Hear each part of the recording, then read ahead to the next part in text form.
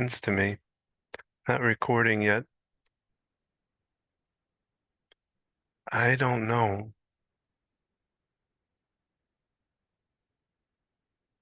It's on live again, but there's no comment section.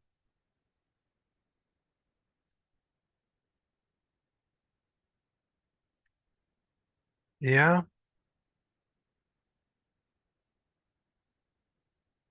Well, we're back live. We got to record.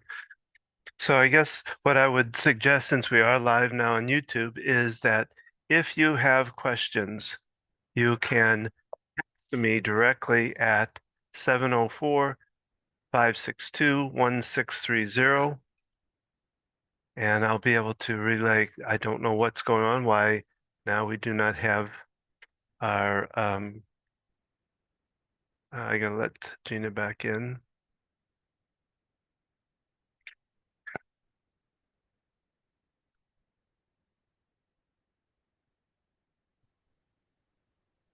All right. Oh, you you still don't have your headphones. Gonna go outside talking about self-care and how I've been in the middle of trying to move my dad into memory care, wound up in the hospital for 3 days. He did. So I just got home from work in enough time to eat dinner and then come on to this live uh, question and answer, figure out how to put my computer so that you can see me. So self-care, I took my shoes off, still wearing my work clothes, and I'm going to find a spot in the grass to do some grounding. We have a dog, and so I have to pay attention to where I'm going. Oh, now we're recording. Sorry.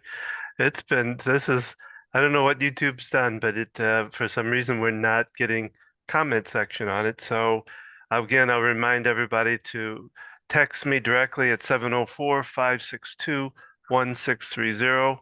And I'll remind you throughout the process so that you can get your questions in. Okay, so we're grounding. If you can take your shoes and socks off, if you can stand in the grass or dirt somewhere, or if you can just step outside or do this in your house, let out a big sigh.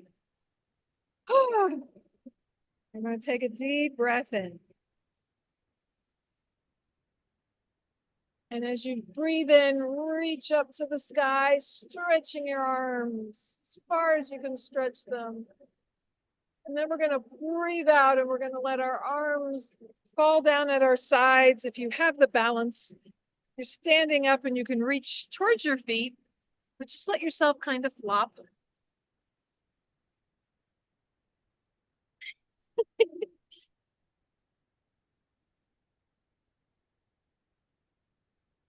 And take another deep breath as you reach up, reaching for the sky.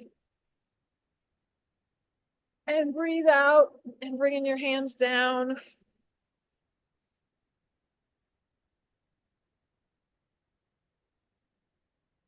You're able to stand and just reach towards the ground. The idea is just to let your back relax and your arms just hang. Maybe you're here.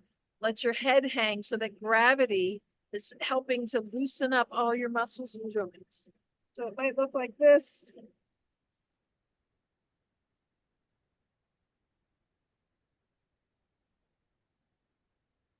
But I'm not pulling myself. I'm allowing gravity to pull me, and it's helping to stretch my neck. It's even stretching the back of my legs, muscles known as our hamstrings here.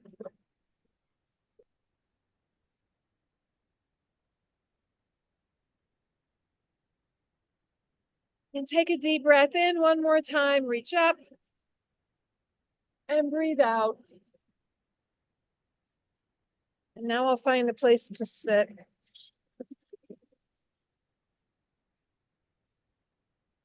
Oh, that's not too bad lighting. Can you hear me okay, Don? Yes, yes, I'm going to put a number up here on the screen because I don't know to get if people have questions. Again, we're having some trouble as far as YouTube.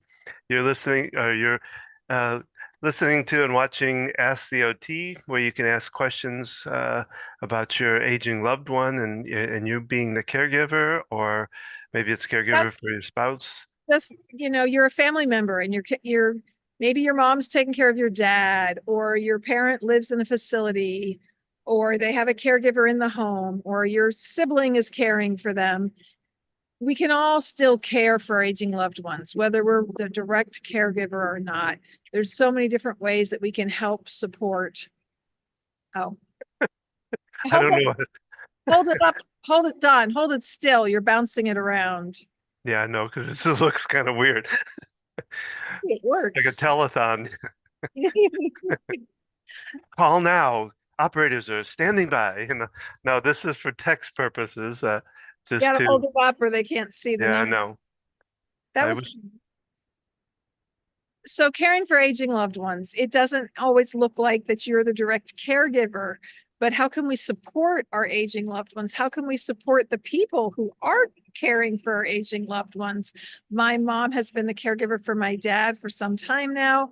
Even though she's had some paid caregivers in the home, he has needed 24/7 care for several years. And we realized it was getting to be a lot. It was a lot on her. And I didn't want to see her health decline. This is a reality. When one spouse is caring for another, whatever person is hands-on caring for somebody that's a family member or close friend, their health can decline, especially in the situation of a spouse. My parents are both in their 80s. And so she wasn't able to do everything that she normally did to take care of herself. She would get out when the caregiver would come to go to the grocery store, run errands, go to some exercise classes, a book club. But other than that, she was with my dad, who needed help all the time, help going to the bathroom, help getting dressed, help getting into bed, out of bed, help getting comfortable in his recliner chair, help with all his meals, his medications, all these daily things that we do.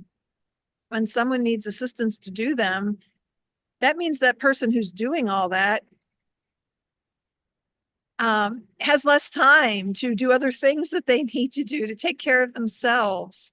And over time, this is what leads to caregiver burnout. And it also can lead to the deterioration of that person's health. I see this in the work that I do in skilled nursing facilities where people go for short-term or long-term rehab, as well as I work in independent and assisted living facilities, that one spouse is caring for the other one, and then all of a sudden their health declines, maybe right after that person passes, or their loved one has to go to the hospital for some reason, and then before you know it, they're in the hospital too. It's a drain.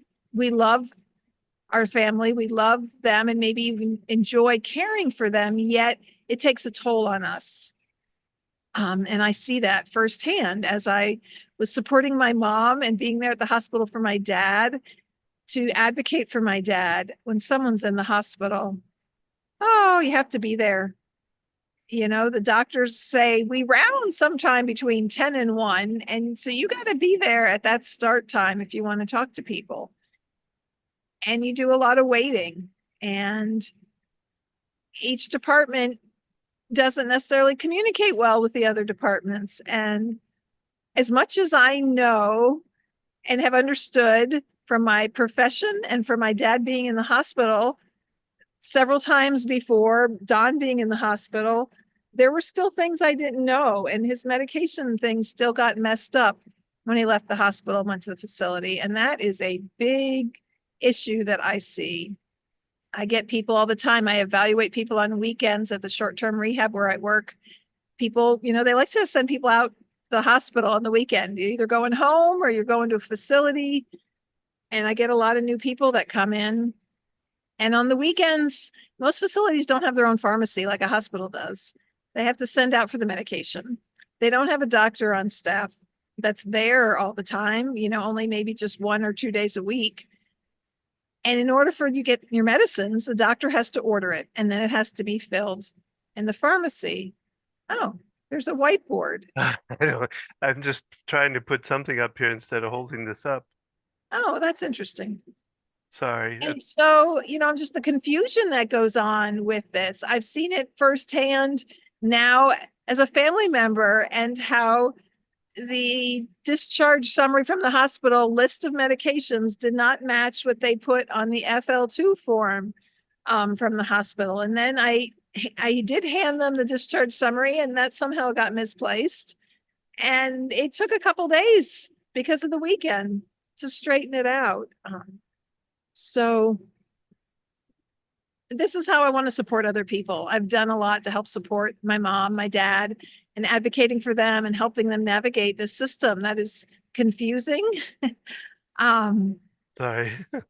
and I want to support other people in it. I want to be able to give you that information that is not always out there. There's so many missing pieces of things that people don't tell you.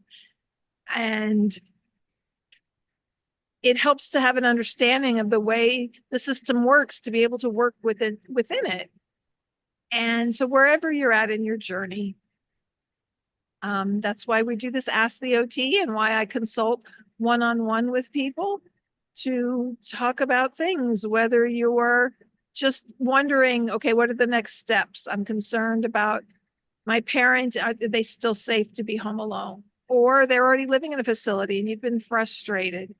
You know, you can still advocate for them no matter where they are in the journey. So Don is always on the lookout for the questions. And there's a blue bar in the middle of it that blocks what you're saying, but maybe that's just on my end. Oh, because it's probably because I'm a co-editor. actually, I don't think you are.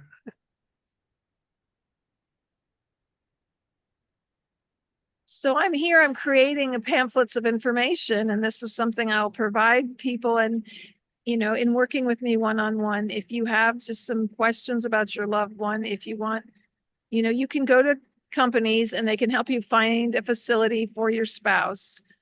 There's a lot of things, you know, there are resources out there, and yet there's so many missing pieces of it. Everybody is different. You know, everybody's personality is different. What their needs are all look different.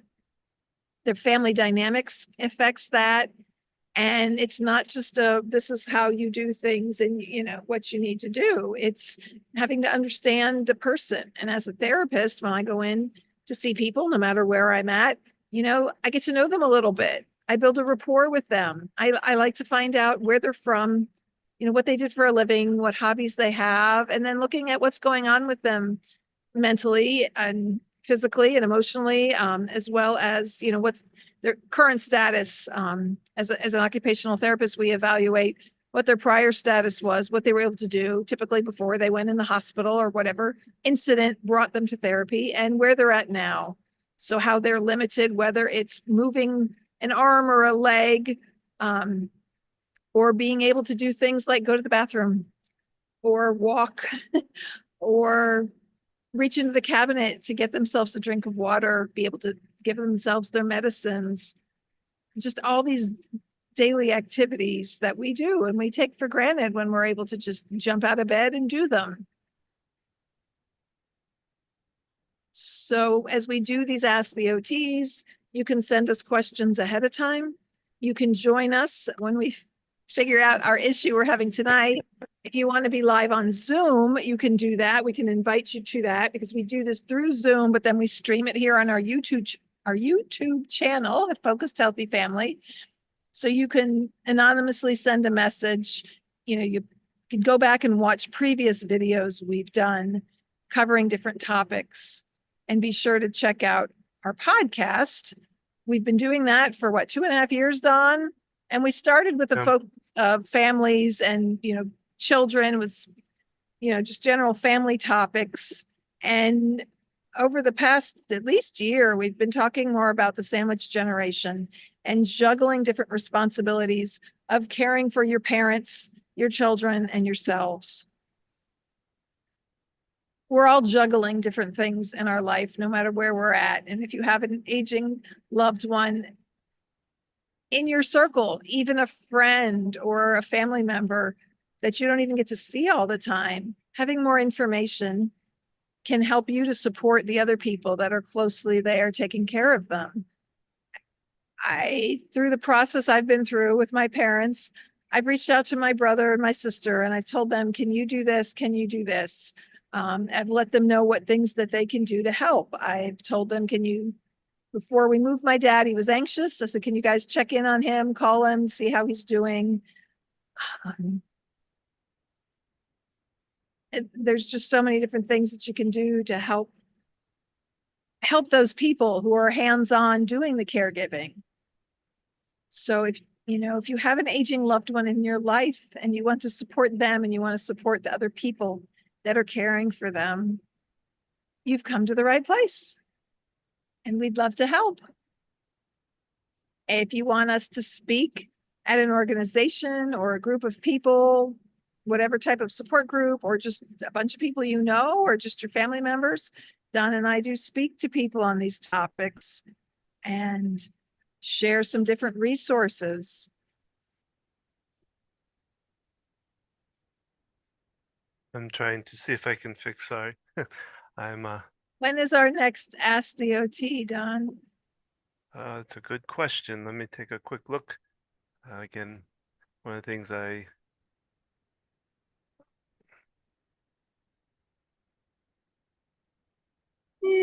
next the next one is the 7th. What is no, next one is the 12th. Oh no, I'm sorry. We have one July 10th at noon, and then we have one on July 12th, also at noon. So What days of the week are those? usually noons are Wednesdays, I believe. But the 10th and the 12th won't both be Oh, Wednesdays. yeah, one of these is incorrect. I think that the 10th is at noon. The 12th is well, actually, no, So that's not an accurate date, but the 10th at noon, and we generally do them Monday evenings and Wednesday afternoons. So be on the lookout for them. If you follow us on our Facebook page, go to our website, focusedhealthyfamily.com. Share this information with your friends or anyone you know who has an aging loved one in their life, even if they're not the direct caregiver, if they're not even living where that person is, but getting the information. The more people who have more information and can be supportive and helpful, the easier it makes it on those people that are right there up front doing the caregiving, or like I'm doing, supporting them and finding the resources and finding a facility and putting things in place to get the care that my dad needs. Caregiving really means just doing things to care for another person. And so you might not realize that that's what you're doing. I mean, as a parent, you are a caregiver. You are caring for your children and helping to raise them and support them. And so it's kind of expanding on this idea. People don't often realize what that entails, what that means. And so I hope you join us on our next Ask the OT. I hope you let us know if you have questions. We'd love to help support you and to let you know what talks we have coming up and the different services that we're expanding upon. and I think I will get that corrected if it's not correct. I have to look at those dates, but I know the 10th is a Wednesday, and I know that one we do at noontime. So I will make sure to correct the other ones, see if they're wrong. So again, that we again, as Gina said, make sure you can email us beforehand with your questions, and you can email us in between, and we can answer it when we go live. So anytime it's acceptable to send us the questions. And want to And keep in mind that Gina does consulting for those that are dealing with aging loved ones. She can sit down with you and go through what your situation is and what directions you might want to go and things you might want to do to help answer your questions and deal with facilities and advocating for your loved one. Gina can help you with all of that. be sure to check out our Facebook page, Focused Healthy Family. Follow us on Instagram and our website where you can see blogs, You can see all the prior podcasts that we've done, all the different topics we've covered. We've talked to speech language therapists, we've talked to physical therapists, we've talked about balance and falls and cognition and home safety and modifications, as well as other topics relating to parenting of children. Kind of still spanning that gamut of, as I call it, raising our parents, our children, and ourselves. So that's our Ask the OT for tonight. Again, check out all this information that you can be found at our website, www.focusedhealthyfamily.com. And remember, how you speak to your kids and your family today shapes their future and yours.